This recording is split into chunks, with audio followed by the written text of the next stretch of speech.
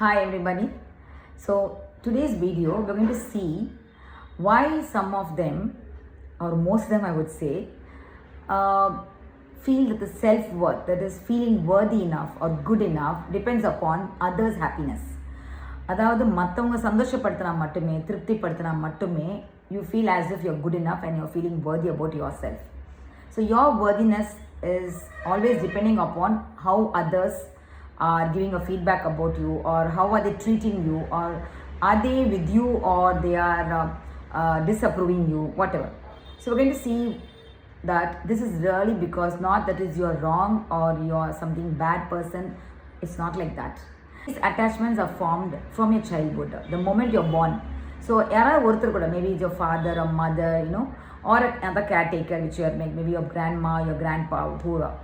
Now the first one is the anxious attachment, because attachment illama you cannot grow up, you cannot live, survive, because as a baby you have to attach to someone. You need a caretaker to take care of yourself. So there's nothing wrong about it, but only when it becomes insecure, then it's a problem, okay, later on in life.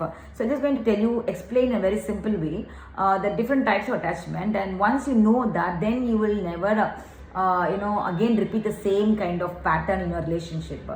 So the first one is the anxious attachment, which is very, very familiar. Like you will try to cling on to some person, The reason is for you how love made you feel in your childhood. Maybe love was feeling you safe, or love was very consistent, or love was very unconditional, then no problem. But here the love was inconsistent. The love was which is very conditional, or love didn't feel safe for you. Suddenly your mother will shout, suddenly she'll be coming and taking care of you, or the father will be very kind to you sometime and the father will shout at you or reject you. Some reason he will not approve you. And then this happens where you try to cling on them, or there was a kind of pattern where love was always unsafe for you. It made you unsafe. The nervous system, it was in an unsafe kind of mode. Okay, so this is called anxious attachment. So now comes the avoidant attachment. So what is it exactly? Is though these people are self-sufficient, but still you feel threatened by a closeness or intimacy or love. Yes, so you feel like someone is taking care of you. You feel petrified, or you feel very kind of scared of someone comes closer to you. You feel as if they're controlling you. So what happens, if you are having an avoidant attachment, you try to push people away, and the other person, anxious attachment, will try to cling. Here the avoidant will pull, like push away.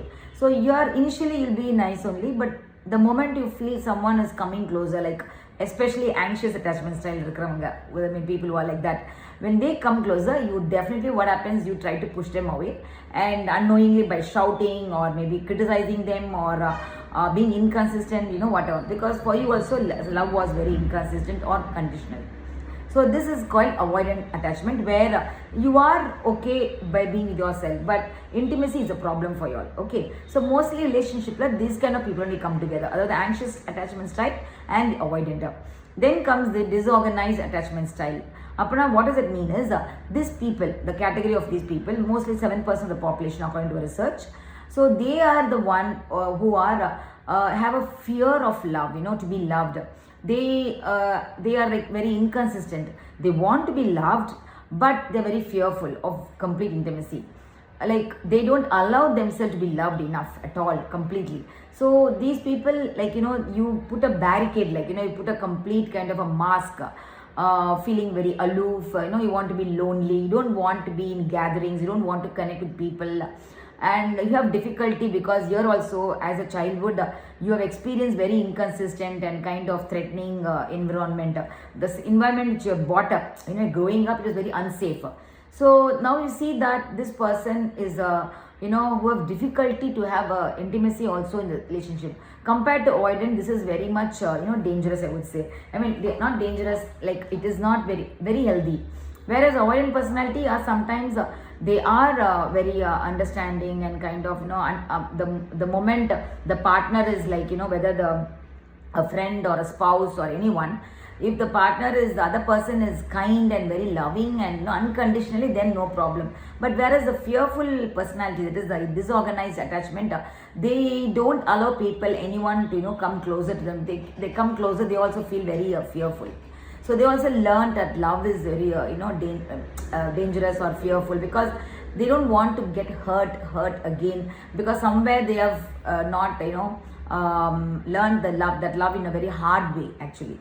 So now you know the three styles of attachment. But then the fourth one is a secure attachment, where you are having a very consistent way of parenting the mother and father who were, they were loving you, they're showing up, they were very validating your feelings, they were made you understand, they gave you understanding, they were like made you feel safe also. The environment was also more safer, and that is why you are feeling more worthy, you feel more valued, because they valued who you are, not what you did or not what you performed. So this is how the self-worth is built. But no one has a perfect environment when they're growing up. So you cannot say that, I had a very perfect childhood, there's no trauma for me. No, never. So knowing the attachment style is very important, because once you know that this is who I am, so you'll be now, stop being clingy. If you are anxious attachment, stop being clingy. Don't depend on others for you to be fulfilled or to feel worthy or to feel loved. So start showing love for yourself. So avoidant people, be in conscious awareness and understand that people can take care of you, and trust that they also love you so much. Doesn't mean they don't love you. So that is how the avoidant personality can cope up. And the third is fearful, that is disorganized people. They also can become more aware, using awareness, seeing the reality and allowing the love and accepting the love, and healing the parts which you feel that you are not being valued, or completely no trust at all. So start trusting yourself. It is not building up trust outside, it's building trust within yourself. So this is how you have to start trusting yourself and build that self-love for yourself. The moment you start loving yourself naturally, definitely your partner also going to love you for whatever you are, and not what you do or what you're going to perform or what you're going to achieve. No.